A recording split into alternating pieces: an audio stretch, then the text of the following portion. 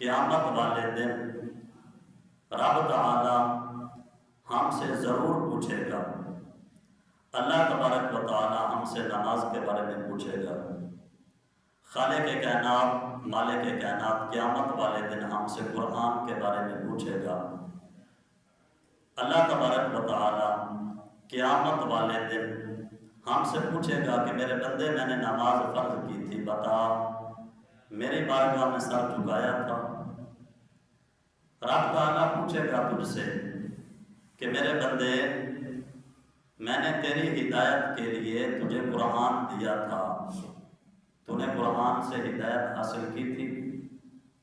اللہ پوچھے گا میں نے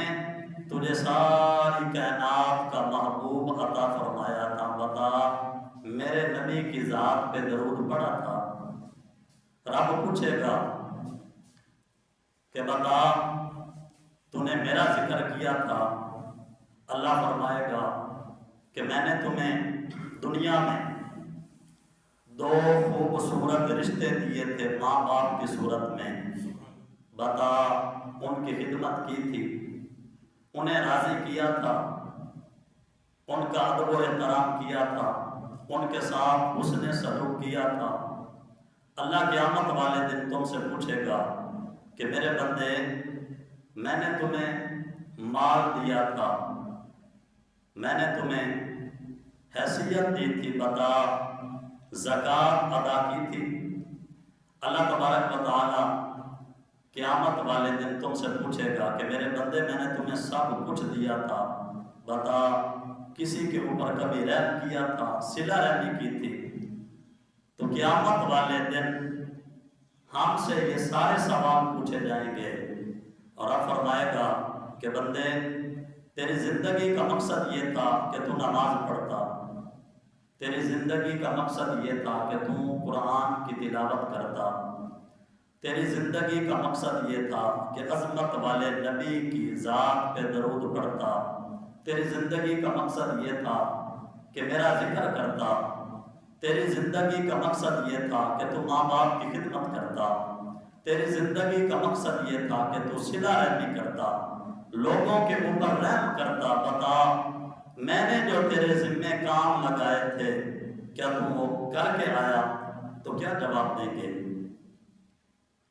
حضرت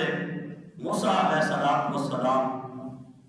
اپنی قوم کو وعظ و نصیحت فرما رہے تھے، ڈرا رہے تھے، قوم کو وعظ و نصیحت فرمایا کہ میری قوم سب سے بڑا گناہ کا کام یہ ہے کہ بندہ اللہ کی نافرمانی کرے۔ اللہ تبارک و تعالی اس بندے کو سخت عذاب دیتا ہے جو رب تعالیٰ کی نافرمانی کرتا ہے، اللہ کی عبادت نہیں کرتا۔ تو ایک بندہ کھڑا ہوا اور اس نے سوال کیا، حضرت موسیٰ علیہ السلام کو کہنے لگا جس طرح آج ہماری صورتحال یہ ہے کہ ہم بھی کبھی کبھی کسی کے سامنے بیٹھ کر بڑی بڑی باتیں کرتے ہیں کہ اللہ کا میرے اوپر بڑا کرم ہے، میرے پاس بڑا مال ہے، بڑھتا ہی جا رہا ہے، میرا مال دولت بڑھتی جا رہی ہے۔ تو حضرت موسیٰ علیہ السلام نے جب قوم کو وعظ و نصیحت کی، ڈرایا کہ اللہ کی نافرمانی نہ کرنا، رب سب سے زیادہ سخت عذاب دیتا ہے، تو ایک بندہ کھڑا ہوا کہنے لگا کہ پیارے کلیم میں رب کی نافرمانی کرتا ہوں لیکن اس کے باوجود بھی میرا مال بڑھ رہا ہے، میں رب کی نافرمانی کرتا ہوں اس کے باوجود بھی میری اولاد بڑھ رہی ہے، تو یہ عذاب کیسا ہوا؟ میرے پہ اللہ کا بڑا کرم ہے، بڑی کرم نوازی ہے کہ میرا مال و دولت بڑھ رہا ہے، اولاد بڑھ رہی ہے، میری بابا پہلے سے زیادہ ہے۔ تو حضرت موسیٰ علیہ السلام کوہ طور پہ تشریف لائے، اللہ تبارک و تعالیٰ کی بارگاہ میں عرض کی کہ میرے مالک میں قوم کو وعظ و نصیحت کر رہا تھا، ڈرا رہا تھا کہ رب کی نافرمانی نہ کرنا، اللہ کا عذاب بڑا سخت ہے۔ تو ایک بندے نے اٹھ کے مجھ سے بات کی ہے کہ میں رب کی نافرمانی کرتا ہوں لیکن میرے اوپر بڑا کرم ہے، میرا مال بھی بڑھ رہا ہے، دولت بھی بڑھ رہی ہے، اولاد بھی بڑھ رہی ہے، میری واہ واہ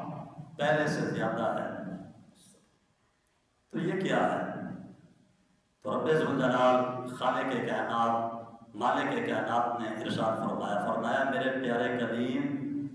جس کو میں سب سے زیادہ سخت عذاب دیتا ہوں اس کی صورت یہ ہے کہ اس بندے کو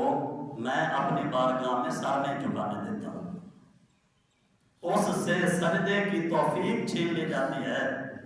اور یہ بندہ جس نے یہ باتیں کی ہیں یہ میرے سب سے زیادہ سخت عذاب میں ہے، یہ میری پکڑ میں ہے کہ میں نے اس سے سجدے کی توفیق چھین لی۔ یہ شیطان کا دھوکہ ہے، اور اس دھوکے میں نہ آنا، جس طرح آج ہم کرتے ہیں کہ کچھ نہیں ہوتا، نماز نہیں پڑھتا تو کیا ہوا، مال و دولت تو ہے، نماز نہیں پڑھتا تو کیا ہوا، اولاد